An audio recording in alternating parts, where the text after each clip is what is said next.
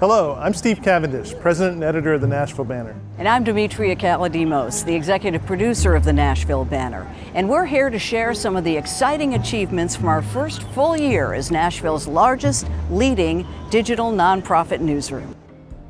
We're helping rebuild civic power and trust in local news by building a newsroom full of experienced journalists and producing work that informs, engages, and empowers people. We're independent and nonprofit. There are no shareholders or big out-of-town companies calling the shots. Just like you, we live here. And we love it.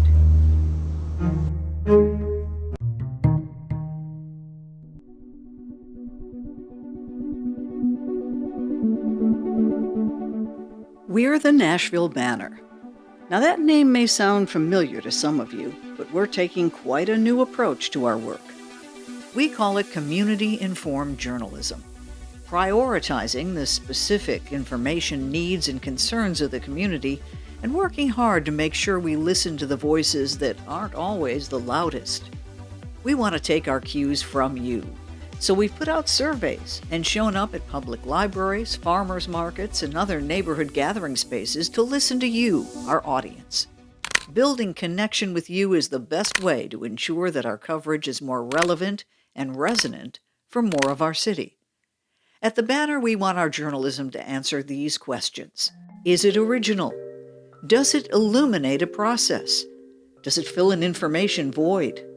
Does it hold the powerful accountable? Does it serve the community it affects? And does it put the voices of those impacted by a story at the center of the storytelling? If we can answer those questions with our reporting, we believe we can change the conversation in Middle Tennessee and have real impact. It's already been an eventful year. 50% of our reporting was Banner exclusive, meaning you heard it here first, and we know we're succeeding. It takes a fearless spirit to get to the truth, and that can make the powerful pretty uncomfortable. Our work exposed serious concerns about the fitness of a criminal court judge whose decisions affected the lives of others. When certain court records about her performance were hidden from the public, we went to court ourselves, all the way to the Tennessee Supreme Court. Ultimately, the judge in question retired. That kind of dogged reporting has a real impact for our community.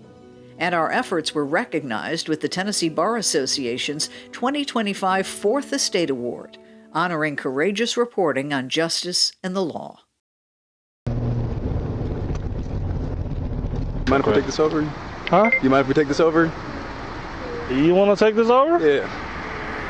Now, as a rule, we don't chase after breaking news. But in May, our staff mobilized to cover an unprecedented ICE operation the feds had coordinated with the Tennessee Highway Patrol.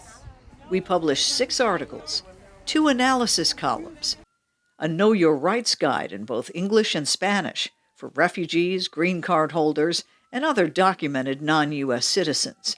And we put out a community resource guide outlining ways to get involved. Our coverage stood out from our peers because we were providing the need-to-know information about what was happening and producing news-you-can-use content that was easily shareable across social media. As journalists, we feel we've done our work if we've offered you something you didn't already know. Sometimes that comes in the form of hard-hitting accountability journalism. Often it's the community impact stories that illuminate how connected we all really are. This is they brought these seeds from Nepal. We introduced you to refugees from Bhutan who started a farmer's market, growing crops from seed they carried thousands of miles from their homeland to Tennessee. And we exposed the Metro School System's decision to rezone Napier students from McGavick to Glencliff High Schools, breaking a long tradition without community input. Both are examples of impactful reporting through our innovative zip code project. We showed up at the border of Tennessee in her Volkswagen with all of our possessions in it and not knowing a soul in the state of Tennessee. You also hear conversation with well-known and lesser-known Nashvillians on our weekly podcast, Banner & Company. We talk to people who live here and have watched the community change and grow. we value the insight and expertise that comes from that lived experience. And when we're able to feature it in our reporting, we can introduce Nashville to itself. We track story sources carefully, and 46% of our sources have that lived experience. That means they're directly impacted by whatever it is we're exploring. That's community-informed journalism, and we're producing it together. At the Banner, we're thrilled that more people are discovering our work. We've more than tripled our audience, with more than 100,000 people visiting NashvilleBanner.com every month.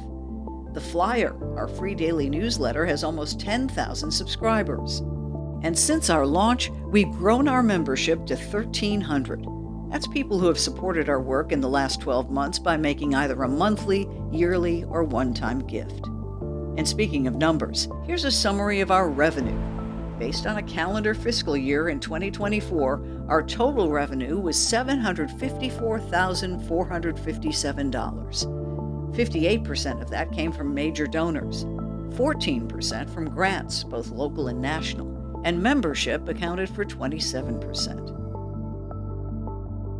We don't believe in paywalls. Our journalism is free to read, but it's not cheap to produce.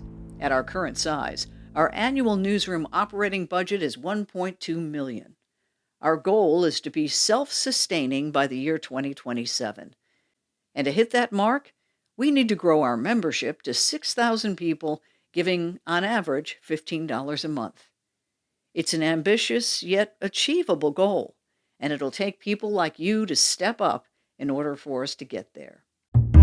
If you haven't become a member yet, I'd like to ask you to support our work by making a $15 a month donation. Let's make sure that the new Nashville Banner is here to stay. And finally, a few thank yous. To our more than 1,300 members, we wouldn't be able to do the work we do without you. Thank you. To our Publishers Society, whose early support allowed us to launch with the scale needed to have an immediate impact. Thanks. And to our readers, great journalism means nothing if it's not seen by the people most impacted by the reporting. We look forward to continuing this work alongside you.